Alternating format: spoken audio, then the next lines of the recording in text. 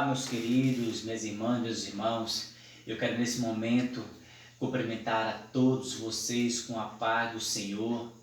Estamos aqui mais uma vez para podermos abordarmos um tema do discipulado, ao qual é de muito valia para nós e para vocês que estão sendo aí separados para o batismo.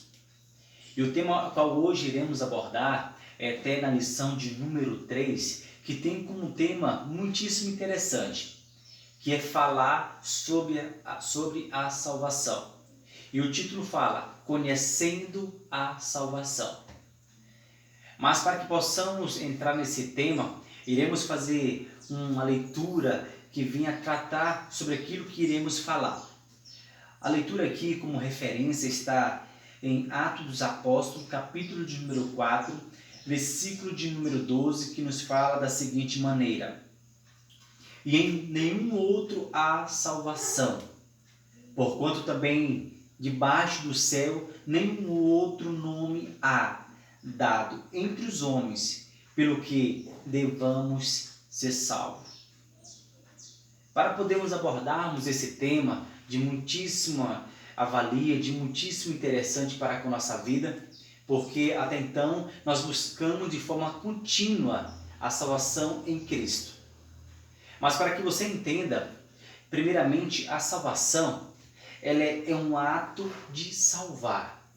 E a palavra salvar, ela significa tirar alguém de um perigo, tirar alguém de uma cilada, tirar alguém do laço ao qual não tinha como a pessoa voltar para trás, para se reconciliar. Então é de muitíssimo interessante você já começar a memorizar que Deus, ele foi até um homem com o intuito de resgatá-lo para ele. Mas para que você possa entender, eu vou fazer uma seguinte pergunta e assim vou responder. O que é realmente a salvação? Para resumir tudo isso aí, a salvação ela é a vida eterna com Deus. Mas para a gente entender a salvação, eu vou destacar alguns pontos. Primeiro, a salvação, ela foi o resultado da morte expiatória de Cristo na cruz do Calvário. A palavra expiatória, ela tem como significado cancelamento pleno, total, de toda a culpa, de todo o pecado que fizemos lá no passado. Ou seja, Cristo veio ao mundo como cordeiro, ele morreu por cada um de nós, tirou todo aquele nosso pecado que era condenado à morte, nos tirou e nos deu chance, nos deu oportunidade de nos reconciliarmos para com Deus e assim termos comunhão com Deus e com Ele também, o Cristo, o seu Filho amado.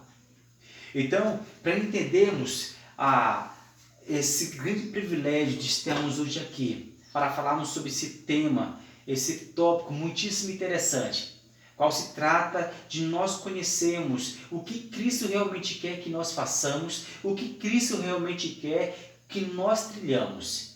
Então aqui, a salvação, para que nós possamos entender, ela é um ato soberano de Deus. Ela é um ato soberano porque ela demonstra o grande amor do Pai. A palavra soberano, ela se trata de um rei supremo, que ele está acima da pirâmide. Então, quando nós entendemos que Deus ele é soberano, ele é rei sobre nossa vida. Quando nós entendemos que ele é rei, nós temos que obedecer aquilo que ele nos colocou a que venhamos fazer. Então, há alguns fatores do que é salvação, ela é um ato da soberania de Deus para com a raça humana que estava perdida. Entenda, só Deus pode nos salvar. Só Deus poderia e assim pode nos salvar. Nós, com nossas próprias mãos, nossos próprios métodos, não poderíamos, em hipótese nenhuma, nos alcançar a salvação para Deus. Então aqui, nós entendemos que a salvação é um ato soberano de Deus. Também é um ato da infinita misericórdia de Deus para com nossas vidas. A misericórdia, para nós entendermos melhor, um ato soberano de Deus, ou seja, Deus lá no seu trono real, ele olhou para nós, homem pecador, homem que caiu, ele se prostrou para nos olhar e para nos falar assim, ó, eu quero esse povo, eu quero essa nação novamente para mim. E quando entendemos que a salvação é um ato da infinita misericórdia, ou seja, Deus nos concede ela graciosamente, mediante a nossa fé. Eu costumo falar o seguinte, não adianta eu pegar a Bíblia, entregar uma pessoa e pedir para que ela possa ler, que se de fato ela não crê naquilo que está escrito nela. É meio que assim, muitas das pessoas começam a questionar porque A e B da Bíblia, porque C e D. Mas quando aquele questionamento, ele não é para que produza frutos, só para somente tentar achar que a Bíblia possa ter alguma coisa de errado.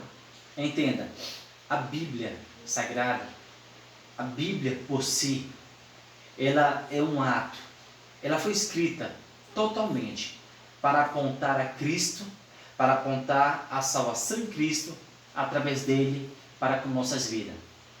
E quando eu falei que ela é um ato da infinita misericórdia de Deus para conosco, eu quero vos falar que Deus, ele nos concede ela de graça, graciosamente. Aí agora você vai me perguntar daí, cadê aquele ditado? Que a graça, ela é de graça. E realmente, de fato, ela é de graça. E o interessante, quando eu dando essa lição aos meus alunos, e eu coloquei uma corda pendurada sobre o teto, e nessa corda eu coloquei alguns raus em determinadas alturas. Coloquei uma altura razoável no meio e sobre o teto, em cima, perto do teto. E eu pedi a alguns alunos para que subisse aquela corda. Eu falei, ó, quem pegar o trident vai ser seu, é de graça, é seu. E o primeiro foi, pegou o mais baixo, até um pouco fácil. E assim foi os demais, até que um alcançou o topo. Ó, de fato, se não me engano, os 3 alcançaram o topo. E assim pegaram o house que lá continha. Agora eu te faço a seguinte colocação e a seguinte pergunta. O house não era de graça? Mas o que eu quero falar a vocês, para eles alcançar aquele house, eles se esforçaram escalando aquela corda. Entenda, a salvação, ela é de graça, só que tem um custo nosso para alcançar. Não é somente Deus falar assim, ó, eu vou dar a salvação a um homem. A Bíblia nos relata que Deus, ele é justiça. Ele não vai dar para B aquilo que ele deu para C. Se o B ou o A, ou assim quem for, trabalhou mais. Vou explicar melhor. Ele não vai dar para João o que ele vai dar para Mateus. Sendo que João foi mais esforçado na obra. João foi mais que desempenhou na obra de Deus. João foi mais que buscou a obra redentora. Sendo que Mateus foi o contrário. Mateus pode subir aos céus. Ele pode ser salvo.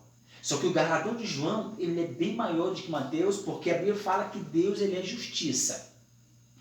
E o interessante é que, se nós analisarmos tudo isso, de fato um homem, quando pecou, em momento nós vemos escrito na Bíblia que ele procurou a Deus. Mas de fato, nós entendemos que Deus, ele tomou a decisão primária de reconciliar consigo o homem, ou seja, trazer o homem de novo a ter comunhão de Deus, a ter comunhão com Ele. E para finalizarmos aquilo que eu estava mencionando sobre infinita graça, infinita misericórdia de Deus sobre nossa vida, que é algum dos aspectos do que é a salvação. Entenda, Deus está te dando a salvação através do seu Filho amado Cristo, o Nazaré.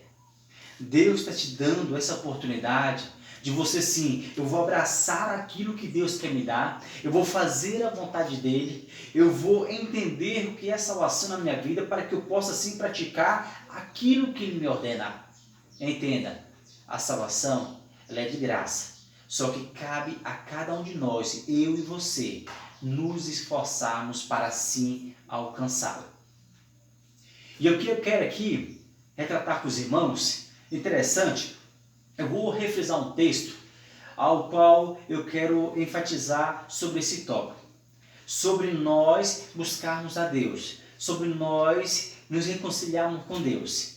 E para chegar nesse tópico, eu quero falar sobre a necessidade da salvação no ser humano. Olha só o que fala em Romanos, capítulo de número 6, versículo de número 23. Diz assim, ó: porque o salário do pecado é a morte, mas o dom gratuito de Deus é a vida eterna, por Cristo nosso Senhor. Entenda, a necessidade da salvação é porque outrora um homem pecador não tinha condições nenhuma de se aproximar de Deus. O homem pecador não tinha condição nenhuma de se aproximar de Deus. A Bíblia vai nos falar que o último pecado a ser superado é a morte.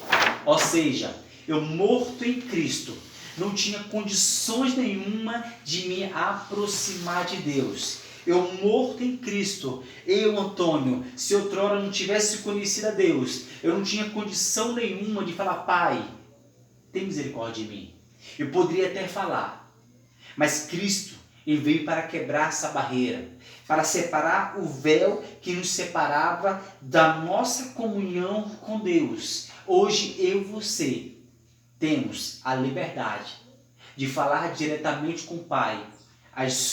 Eu tenho a liberdade de falar as minhas necessidades para com Deus. Eu tenho necessidade de falar de quanto é maravilhoso servir a Ele, que Ele vai lá do céu assim receber. Entenda, Deus, Ele quer te dar a salvação. Só cabe a você segurá-la, abraçá-la e não deixar ela fugir de você. E eu falando sobre a necessidade da salvação, ao qual eu trouxe como referência Romanos, capítulo de número 4, versículo de número... Capítulo de número 4, agora esqueci, mas versículo de número 23, que todos nós pecamos e o salário do pecado é a morte. Por isso, precisamos, primeiramente, nos arrepender, confessar e abandonar. Aí você me pergunta: Antônio, o que adianta eu confessar a Deus se eu não me arrependi do ato que fiz? Vamos tirar como exemplo. Eu ofendi um irmão meu de igreja. Eu confesso ao pastor que eu ofendi o irmão.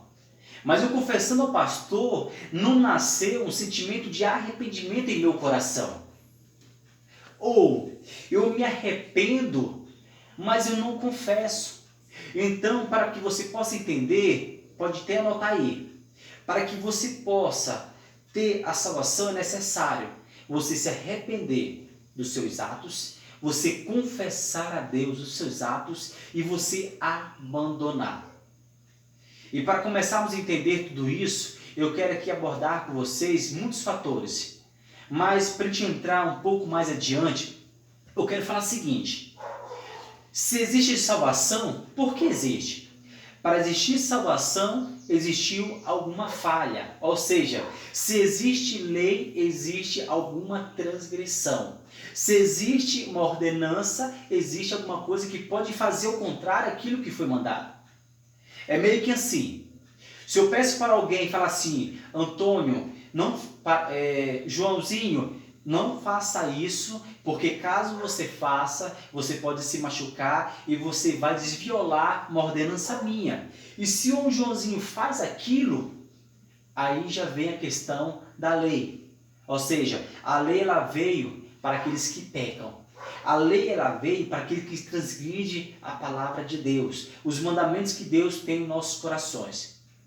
E para podermos compreender mais um pouco sobre isso, eu quero falar como surgiu tudo isso. Por que da salvação em nossa vida? Porque Deus colocou seu único filho amado para morrer por mim e para morrer por você.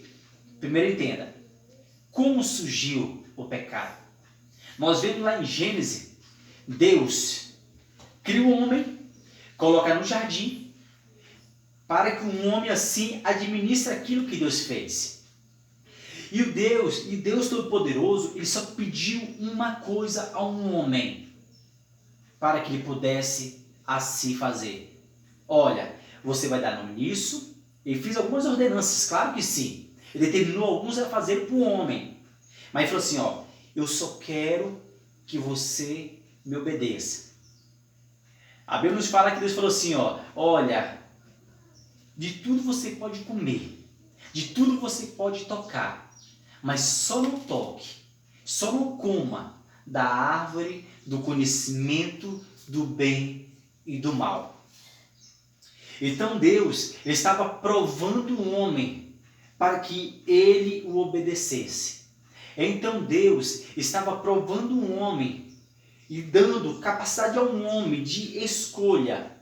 Nós entendemos que quando Deus ele criou o homem, ele não criou um homem robótico. Um homem ao qual ele pegasse, suponhamos o controle remoto de qualquer coisa, um drone, vamos tomar por exemplo. E eu com o controle eu começo a direcionar o drone para onde eu quero que ele vá. E Deus não fez um homem com esse intuito. Ele fez um homem com um livre-arbítrio para que o homem, na sua integridade com Deus, ele pudesse escolher o bem e o mal. E assim somos nós hoje. Deus nos dá livre-arbítrio para escolher andar com Cristo ou andar sem Cristo. A Bíblia nos fala que não existe meio termo. Ou é ou não é. É sim ou não. Então eu quero que você entenda que um homem ele possuía esse livre-arbítrio. E o que Deus queria era só uma obediência incondicional. Só foi isso que Deus pediu para o homem. Ele queria que o homem obedecesse ele. Ele queria que um homem olhasse para a Bíblia, olhasse para a Sagrada Escritura, que ele deixou para mim, deixou para você. Ao ler-se ela, nós não fizéssemos aquilo que ele não quer. Então Deus, quando ele criou o homem, ele pediu, olha Adão, seguinte, ó, te amo demais. Tá aqui, ó, você pode cuidar, você pode fazer isso, pode comer dessa maçã, pode comer desse abacaxi, dessa maneira assim, mas desse aqui, do fruto, do conhecimento do bem e do mal, você não comerás. Por quê? Vem a questão que eu quero entrar com os irmãos sobre a herança do pecado. Porque se acaso você comer, você morrerá. E assim um homem, naquele momento, ele perde comunhão com Deus. Ele perde aquela intimidade com Deus. Entenda, se nós formos olhar o concedente ao pecado, vamos trazer figuramente aqui, ó. De princípio, quando o homem peca, primeira coisa que sucede à vida dele, ele percebe, estamos nus. E depois ele começa a se coser folhas, alguns relatos de figos, e começa a se encobrir com vergonha de quem? De ambos. Então o pecado, se nós formos estudar profundamente o pecado, ele traz muitas coisas maldosas, muitas coisas negativas para o ser humano. Você vê que um homem pecou, automaticamente ele se envergonhou. E você vê que através daquele pecado, nós vamos olhar Caim matando seu irmão, vamos olhar a atrocidade de Sodoma e Gomorra, vamos olhar todos os aspectos de ler a Bíblia, do começo ao fim, nós vamos ver tantas atrocidades por causa do pecado do homem. E nesse fato eu quero abordar um tema, um texto, eu vou falar sobre como surgiu a herança do pecado. Nós já falamos que o homem pecou contra Deus, porque desobedeceu a Deus. E Deus falou, olha homem, agora tu não viverá mais. Agora você vai ter tantos anos de vida. Olha mulher, agora quando tu for ter filhos, tu terás dor no teu parto. Então Deus começa a falar aquilo que sucederia a um homem por sua desobediência. Se uma autoridade hoje nos falar, nós estamos num momento em pandemia, é proibido abrir algum estabelecimento, senão será multado. Automaticamente, quando eu descumpro essa ordenança, a culpa, o erro ao qual eu tomei, pode vir sobre mim e pode causar prejuízos, tanto para mim como para os meus funcionários, suponhando que eu seja empresário. Porque, querendo ou não, a empresa não compõe só do patrão. Tem alguém que serve a ele. Tem alguém que está ali com ele fazendo companheiria no trabalho. Então entenda, Deus, Ele quer que o ser humano, ele volte para Ele e tenha comunhão. E tenha unidade com Deus. E o pecado nada mais e nada é que eu transgredir uma ordenança de Deus. É eu fazer aquilo que Deus pede e eu não faço. E também, entenda, não é só não fazer, é também deixar de fazer aquilo que Deus quer que eu faça. Porque às vezes muitos irmãos falam o seguinte, eu sou dizimista, eu faço isso, aquilo, só que deixa de fazer aquilo que Deus realmente quer que nós façamos, que é ir e anunciar o Evangelho, que é amar o próximo como a nós mesmos. Então são vários fatores que nós observamos que se encaixam nesse perfil. Então entenda, a herança do pecado, eu vou meditar com os irmãos lá em Romanos, capítulo de número 5, versículo de número 12. Olha que fala assim a palavra.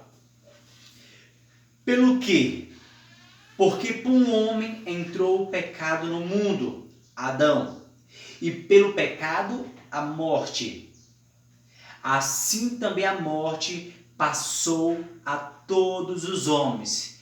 Por isso, toda a humanidade, toda a nação, todos pecaram. Todos pecaram. Por quê? Porque até a lei estava o pecado no mundo, mas o pecado não é imputado não havendo lei. Foi aquilo que mencionou.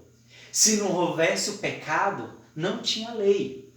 A lei ela veio porque teve um erro, teve uma transgressão, teve uma desobediência. Por isso veio a lei ao homem.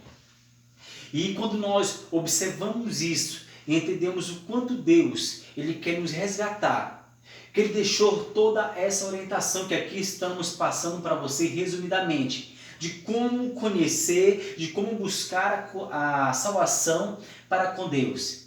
Ele nos deu essa instrução todinha. Aqui na minha mão, eu creio que você tem também na sua casa. Para que você, ao ler, você possa meditar e entender que Deus, assim como fala a Bíblia, Deus, Ele é amor. Deus, Ele nos ama. E lá em Provérbios fala, aí você me questiona, mas por que eu passo tanta coisa? Por que eu erro, Deus sempre me cobra? Por que eu estou passando por isso?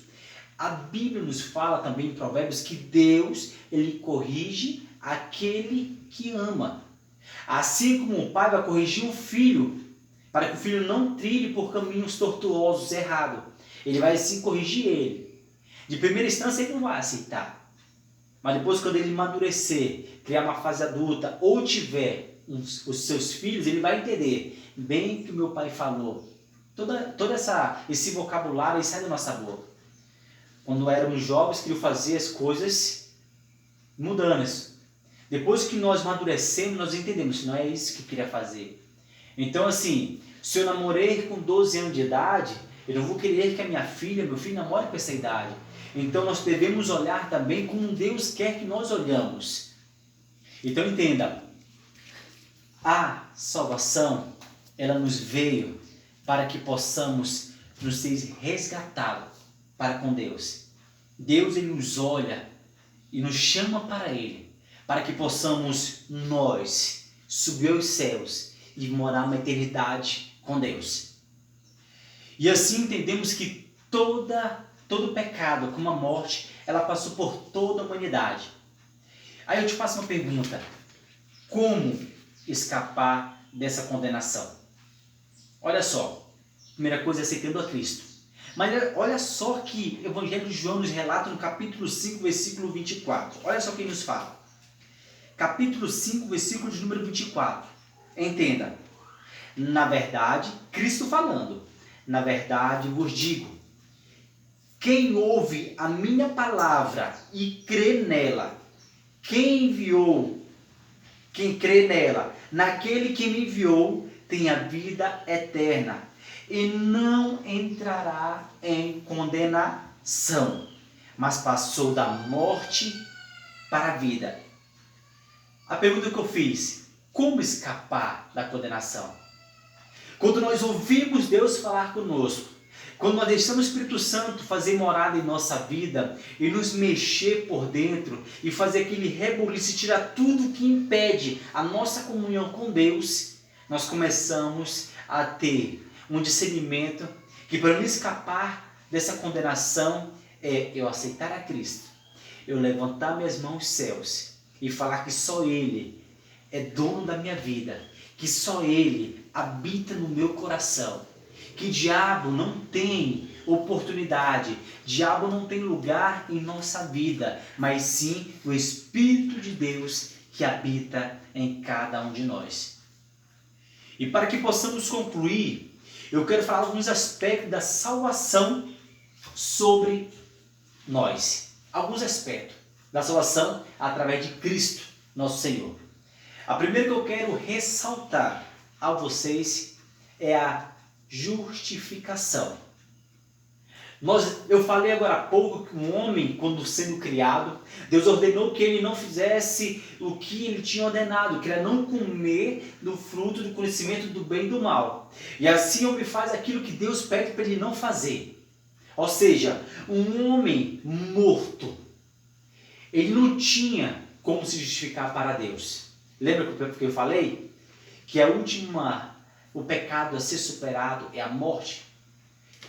A Bíblia vai falar, não me recordo, mas Paulo falando, o que adianta eu morto, como poderei louvar-te a ti, Deus? Ou seja, quando morrer, acabou. A oportunidade que temos agora de nos arrepender, de buscarmos a Deus é agora. A partir do momento que eu sou descido à sepultura, acabou. O pó volta para o pó, o espírito volta para Deus e a alma vai para o juízo de Deus.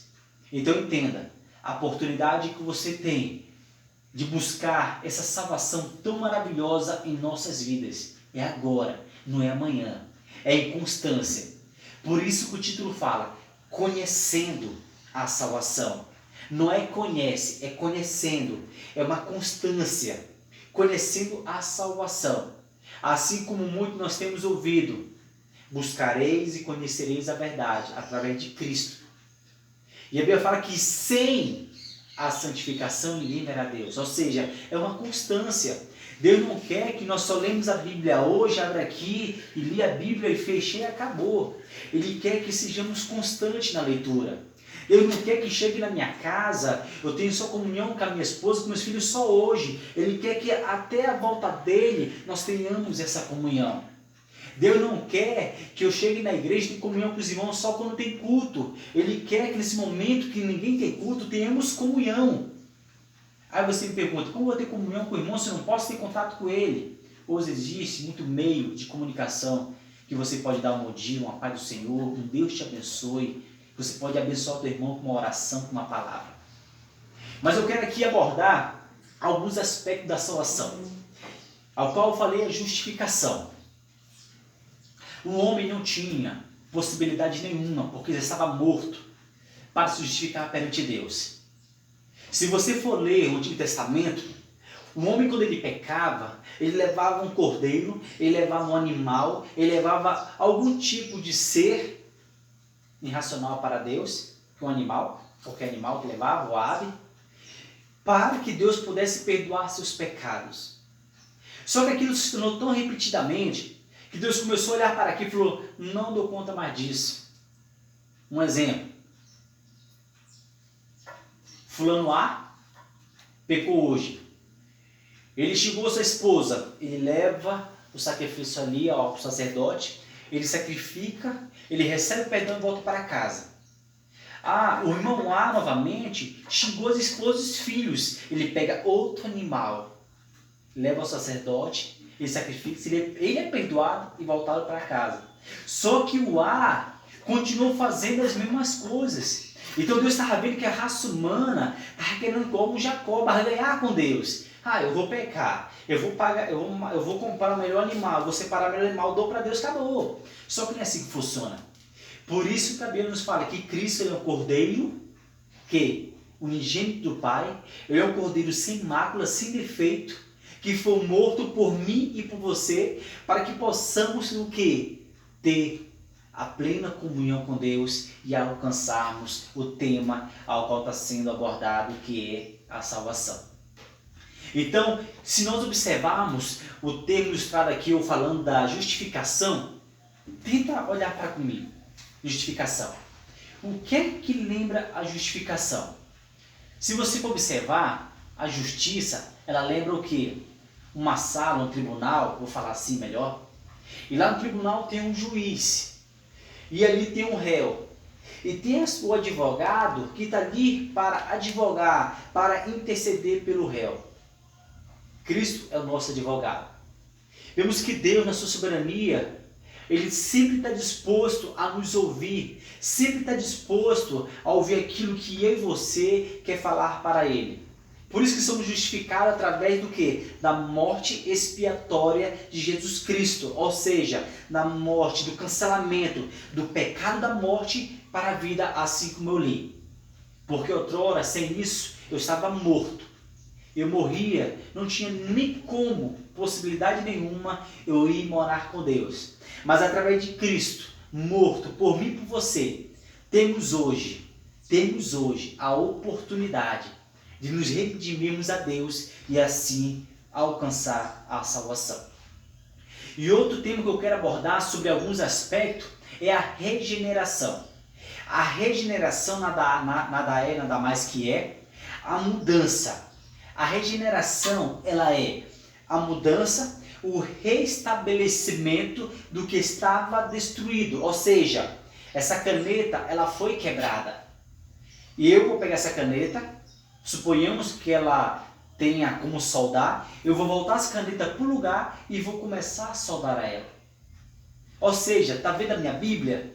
Ela rasgou todinha. Eu peguei a fita e comecei o quê? A fazer um restabelecimento dessa folha, nessa folha que ia descolando. E quando eu sou regenerado, eu tenho que entender que eu tenho que passar por a experiência do novo nascimento de Cristo. Do novo nascimento de Cristo é mudança. Eu, Antônio, 10 anos atrás, fazia A, B e C, tudo de ruim. Hoje eu, Antônio, depois que eu levantei a mão e aceitei, não fui forçado, não foi aquela coisa sem ser involuntário, foi voluntariamente. Levantei a mão, aceitei a Cristo, eu estou falando, eu, Antônio, não quero fazer mais isso. Eu, Antônio, não vou fazer mais aquilo. Quer ver uma coisa? Percebe? Você que já passou por essa experiência com Deus. Às vezes você não nasceu num lar cristão, você tinha algum costume, falar palavrão, tinha uma Nossa Senhora na boca, alguma coisa assim nesse sentido. A partir do momento que você conhece a Cristo, começa a ler, começa a deixar o Espírito Santo entrar no teu coração, automaticamente essas coisas vão o quê? Ficando